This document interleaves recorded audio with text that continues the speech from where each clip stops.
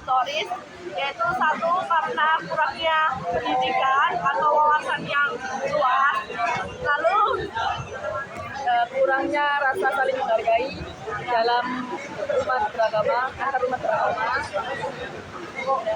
ada yang mau nambahin? Kurangnya rasa intoleran, terus kurangnya rasa toleransi, sama Kurangnya rasa menghormati. Kurangnya pendidikan. Oh, menghormati gitu lah. Menghormati, Pak. lebih Pendidikannya juga mementingkan ya. mementingkan kelompok atau golongannya daripada yang minoritas. Yang kedua ada aktual. Jadi aktual itu sumber yang kalian dapatkan dari mana dan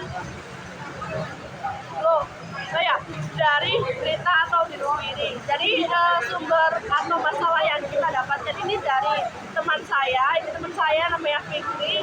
Dia mengalami masalah ini di kampungnya sendiri, yaitu di SNT atau bisa disebut dengan Lombok. Salah?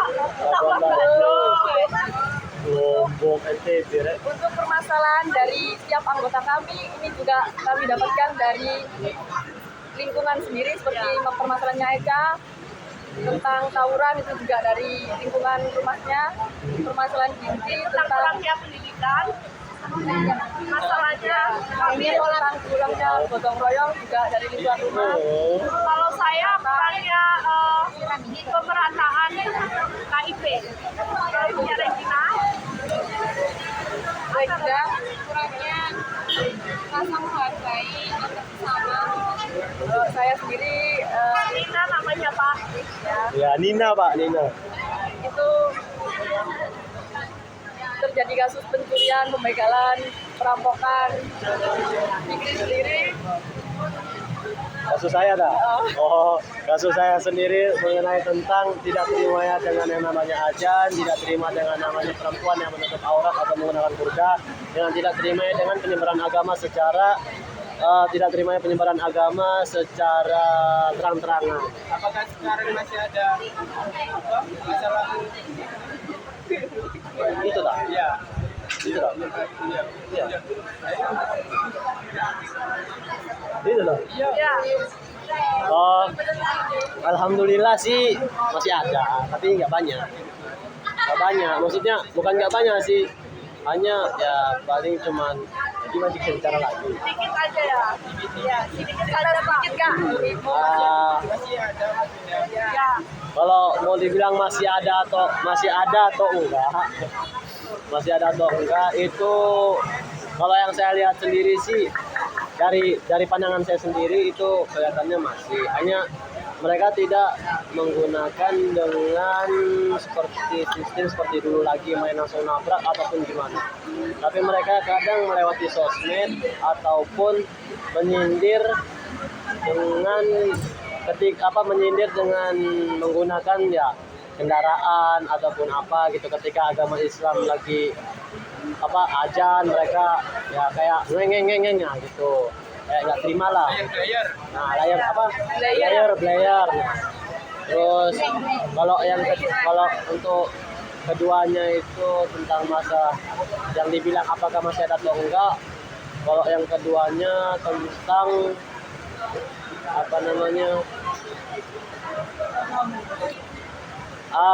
menggunakan, ibaratnya kalau kita bilang menggunakan jasa anak kecil untuk mengganggu suasana ataupun keadaan ketika agama Islam sedang beribadah. Itu sih yang saya tahu. Soalnya saya pernah ngalamin sendiri gitu. Makanya sampai saya jelasin atau Ya, untuk yang ketiga kami akan menjelaskan tentang norma. Apakah dia menyalahi norma? Berikan alasan kenapa dan mengapa. Apakah alasannya menyalahi norma? menurut saya ini sangat menyalahi norma, terutama kepada norma atau nilai-nilai Pancasila. Karena menurut saya masalahnya Fikri sangat-sangat tidak masuk ke dalam nilai-nilai Pancasila ya. Karena dalam kehidupan kita harus melakukan atau mengamalkan seluruh isi Pancasila. Ya. Jadi masalah Fikri ini bisa masuk ke seluruh Pancasila dari 101 hingga 105. nanti kita akan jelaskan di presentasi selanjutnya. Ya. Saya ingin bertanya tentang kan katanya apa artinya wanita di sana memakai sarjan itu dibolehkan.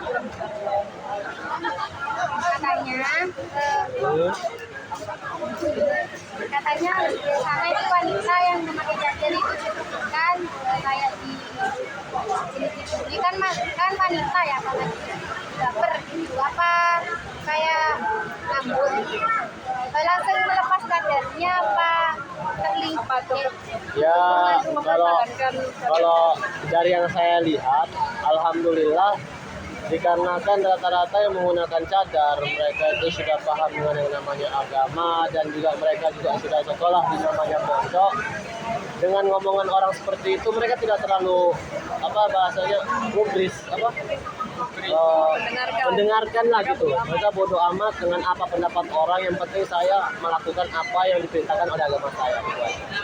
cuma pemberian ya bukan kayak tindakan yang kayak melempari Enggak, kalau masalah untuk melemparin ataupun yang lain enggak, hanya kalau melemparin ya ada tapi tidak ibaratnya kayak mengganggu ketika kayak gitu sejenisnya aja. Yang pertama mereka melemparin stand masjid, tapi kita nggak tahu siapa yang lempar.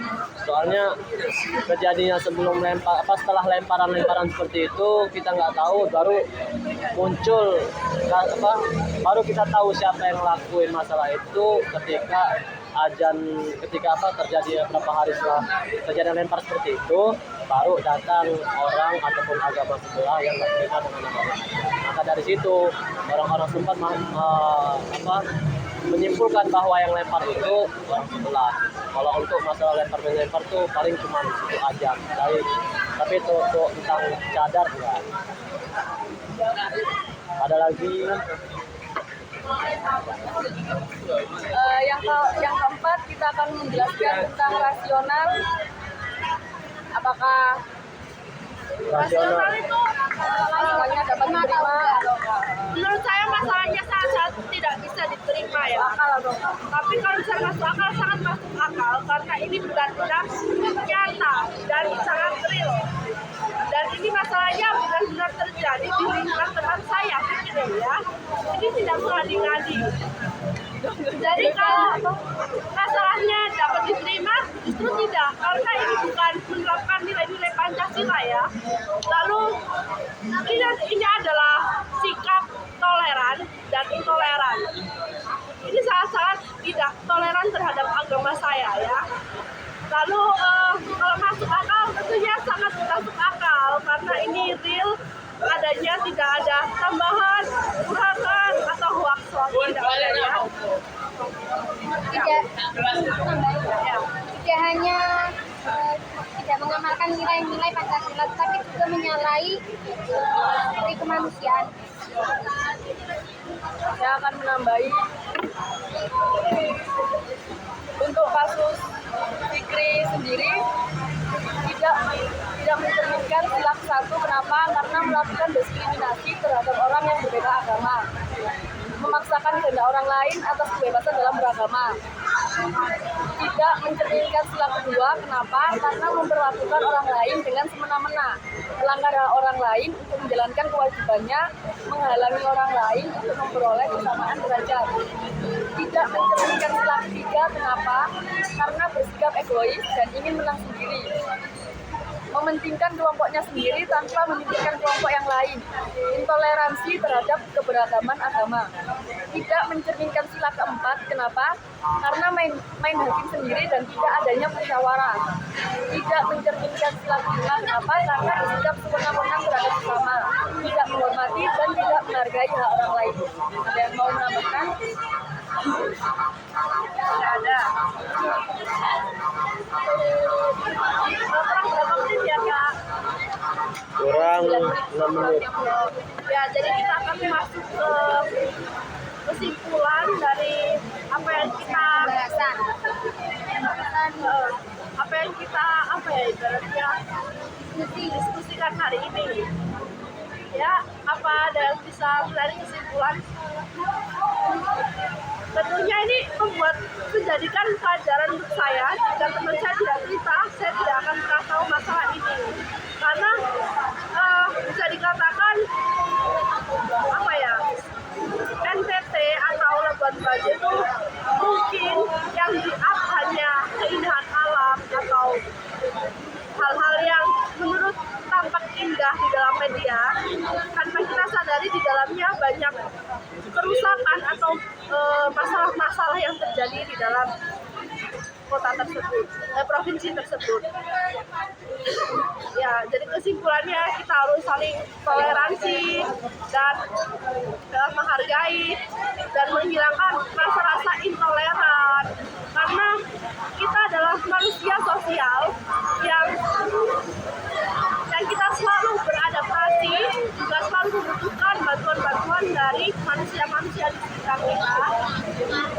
Jadi, apakah ada tambahan kesimpulan?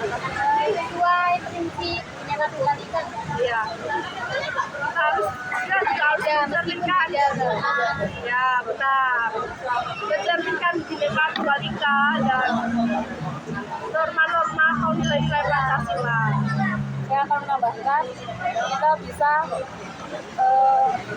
menghargai antar sesama, saling menghargai dan menghormati, mengamalkan Pancasila seperti yang dikatakan Mbak Ana.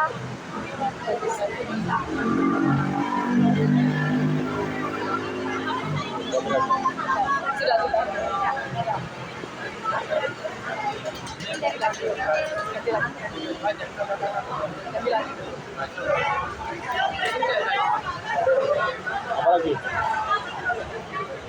Jadi kita di dalam hidup juga tidak boleh egois, karena dunia ini sangat luas. Kita akan selalu membutuhkan bantuan dari orang lain. Bersosialisasi. Ya, dan saling menghormati. Karena sesungguhnya semua manusia sama di mata Tuhan, ya Pak. Masya Allah, tabarakallah. Stay halal, brother. Kalau dari saya sendiri, yang pertama dari terlebih masalah saya, hasilnya banyak poin yang untuk kita ambil dari pelajaran. Yang pertama itu mengenai tentang pendidikan. Di mana pendidikan kita ini jangan cuma hanya memandang bahwa orang Islam itu orang-orang yang bodoh, tetapi kita yang sesama belajar, sesama ingin mengetahui yang namanya ilmu, ya setidaknya saling mensupport atau mendukung walaupun beda agama. Nah, kebanyakan soalnya di daerah saya seperti itu, bahwa yang Islam dikucilkan sedangkan yang Kristen dibesarkan. Nah, terus untuk poin yang kedua yang bisa kita ambil dari masalah ini, bagaimana kita saling sama-sama menghargai antar agama, baik itu dia mau dari segi ibadah yang kecil ataupun ibadah sampai dibilang ibadah satu Indonesia, gimana caranya kita harus saling menghormati. Baik walaupun ada orang yang ingin menghasut kita untuk menghancurkan, setidaknya kita malah menasihatin, bukan mengikut untuk menghancurkan. Itu yang pertama. Yang kedua, terus yang ketiga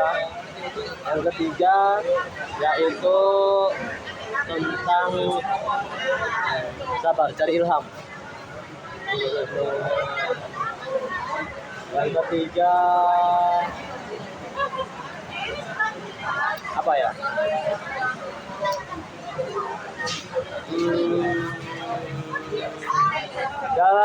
Dalam semua hal, baik itu mungkin apabila ya kita kan belajar dari masalah ini gimana caranya kita harus toleransi dan sama agama. Maka dari itu mungkin agama sebelah ada salah sama agama Islam, baik itu masalah kecil ataupun masalah besar, yang setidaknya kita menyelesaikannya dengan secara baik, tanpa harus ada kekerasan, tanpa harus munculnya orang ketiga, orang keempat sampai seterusnya. Gimana kalau misalnya ada masalah dari kecil sampai sebelum masalah itu besar, kita bisa menyelesaikannya sendiri.